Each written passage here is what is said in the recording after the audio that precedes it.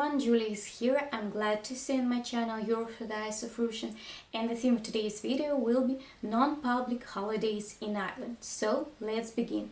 I will talk about memorable days that are great importance for people, for history, for a whole country, but not holidays in the literal sense of the word, cause not marked with non-working days in our modern calendar. So let's start in order. The month of February is rich for two holidays, 1st and 7th. 1st of February, St. Bridget's Day, or the second name, Imbolc in Ireland.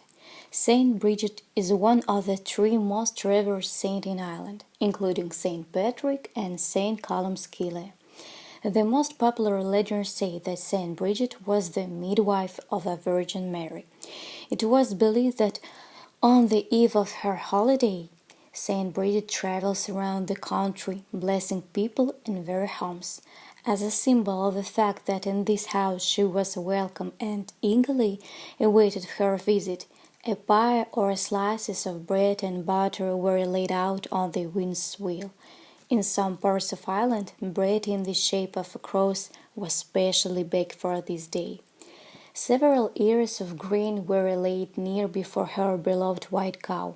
No matter how poor the house was, women always tried to prepare a festive dinner or at least one festive dish. Traditional treats were apple pies, pepper seed pies, pancakes, wheat or barley cakes, pumpkin and sunflower seeds.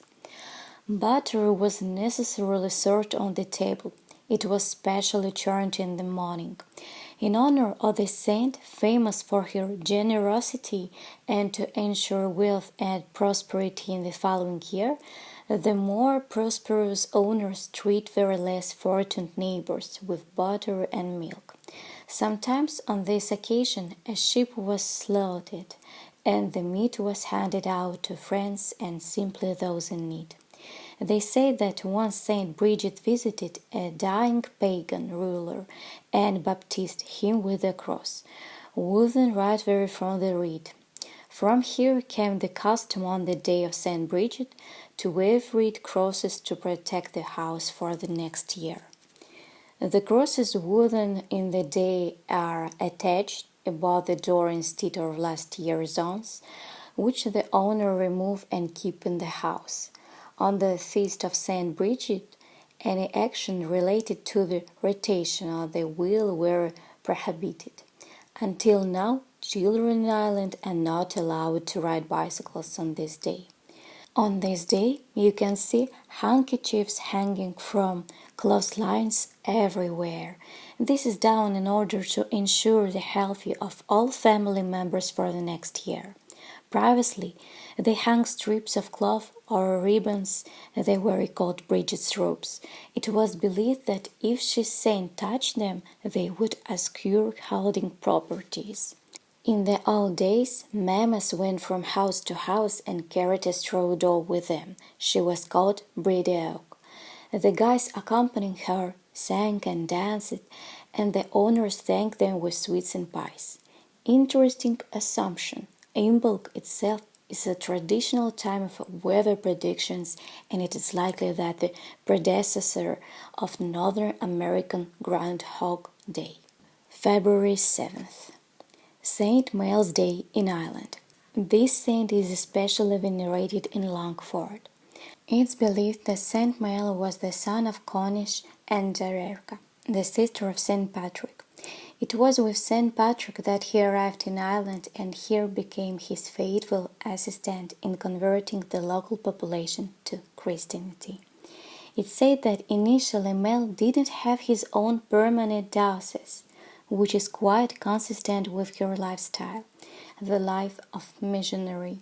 In 454, St. Patrick himself built a church at Ardagh, Longford, and appointed his nephew as abbot. Here, near the walls of the church, St. Mael was buried after his death. Acting in accordance with apostolic commandments, St. Mael always worked on his own, earning his own living, and he distributed everything obtained by hard labor, except for the bare essentials for satisfying his modest needs to those in need. At one time he lived with his aunt Lupate, but the slanderers began to bring defamatory accusations against him, and St. Patrick personally appeared to conduct a comprehensive investigation, to double-check the validity of the rumors and to give a fair assessment of the behavior of his relatives.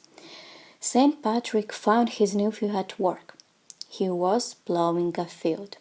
Right there in the field, St. Mal rehabilitated himself, working a miracle and terribly removing all suspicions of unworthy behavior from himself. He removed live fish from the ground, as fishermen usually extract their catch from the nets. Lupate proved her innocence in a rather usual way for that time. She carried hot coals and at the same time did not burn himself and did not scorch her clothes. St. Patrick was completely satisfied with the results, but for the future he advised his nephew to act like all people, that is, to plow the land and fish in the water, and in order not to give rise to scandalous rumors in the future, he ordered St. Mal and his aunt to live and pray as far from each other as possible. St. Mal is also known for the fact that it was he who took the monastic vow of St. Bridget and by mistake ordained her bishop.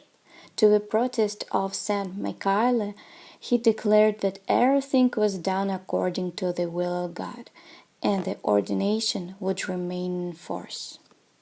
April Elsa. April 10th. The date of the event is unique for each year. In 2020, this date is April 10th. Good Friday.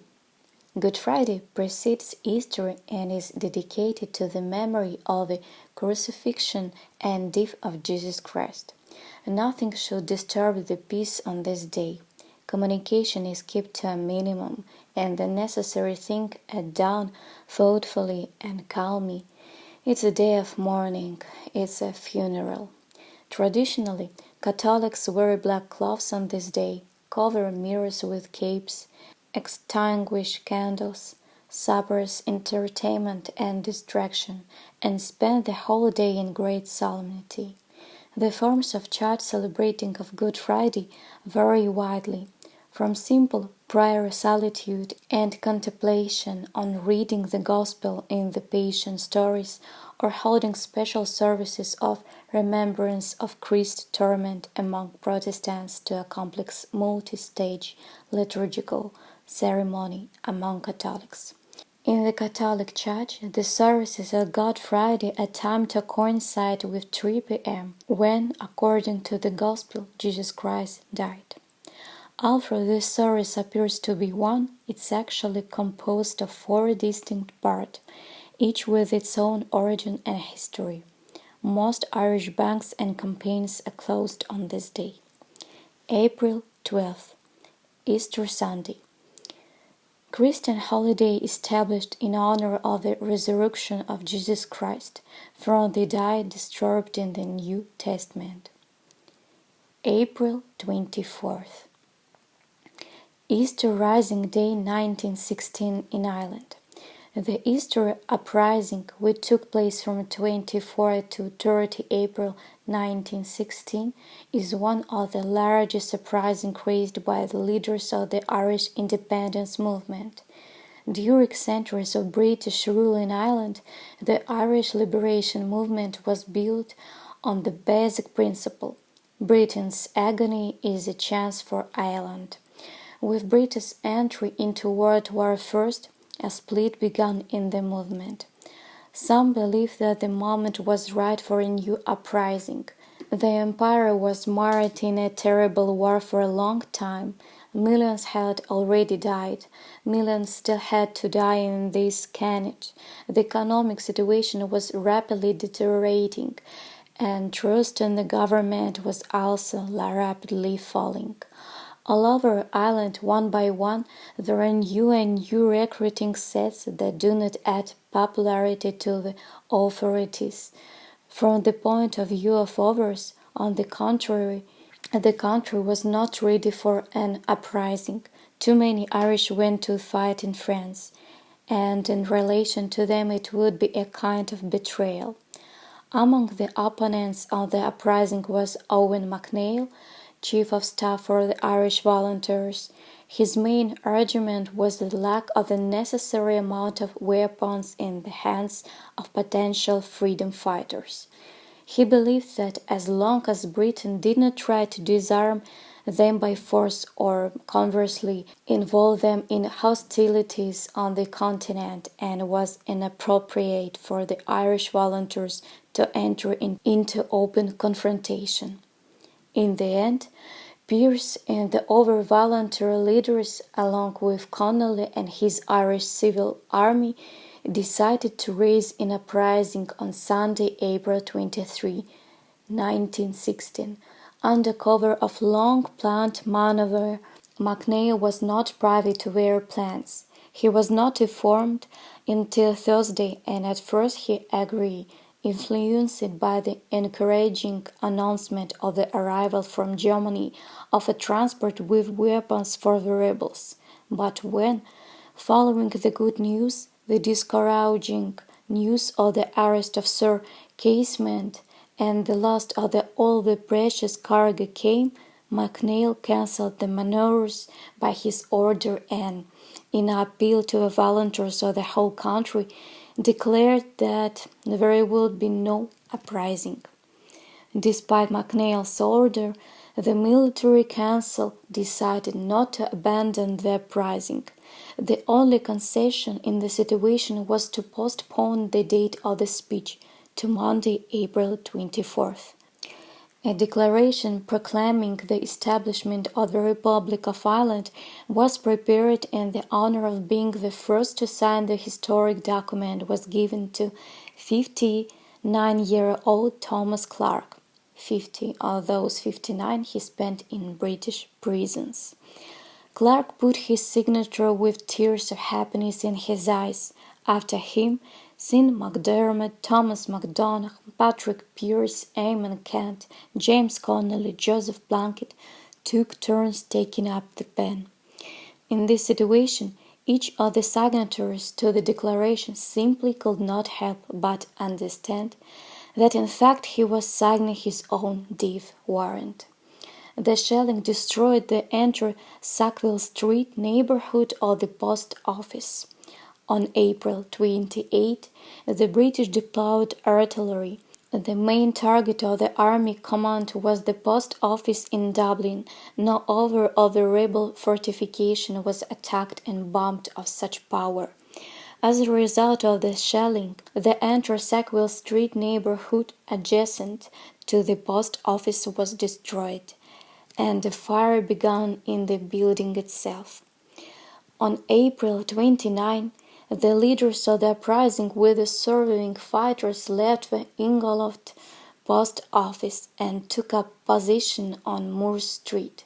Whole parts of city lay in ruins, civilian casualties were growing, and the rebels besieged in buildings scattered throughout Dublin were starved of food and ammunition. Even the most persistent or stubborn understood that there was nothing more to hope for. The daredevils, or madmen, who challenged the empire were doomed from the very beginning. Stepping on Easter Monday beyond the threshold of Liberty Hall, they took a step toward defeat, and it was not long in coming. All that remained was to meet it with dignity. Patrick Pearse made the difficult decision to surrender and send out his order to all the surviving troops. On April 30, the last of the rebels laid down their arms. At 5 o'clock the flags on the rebel were thrown down from the roof of the post office, and with them the dream of freedom. However, in subsequent years, Ireland continued to fight for freedom and independence from Britain. As a result, Tension in Anglo-Irish relations led to the Irish Civil War, as a result of which Ireland was divided. 26 sovereign countries other Iceland declared their independence. The very same date in the beginning of the Easter Rising began to be celebrated as a memorable date. And in 2006, on the 90th anniversary of the uprising, lavish celebrations were held in Ireland and Great Britain under the slogan "Reconciliation", and theatrical performances were organized at the sites of those memorable events. By the way, at present, many events dedicated to the anniversary of this important event in the history of Ireland and held not on the day of uprising, April 24, but on Easter. Well, I said so much, but we got a lot of stuff to talk about. Subscribe to my channel, mark the bell in order not to miss new release, and push the button if you like this video. See you in the next thematic video.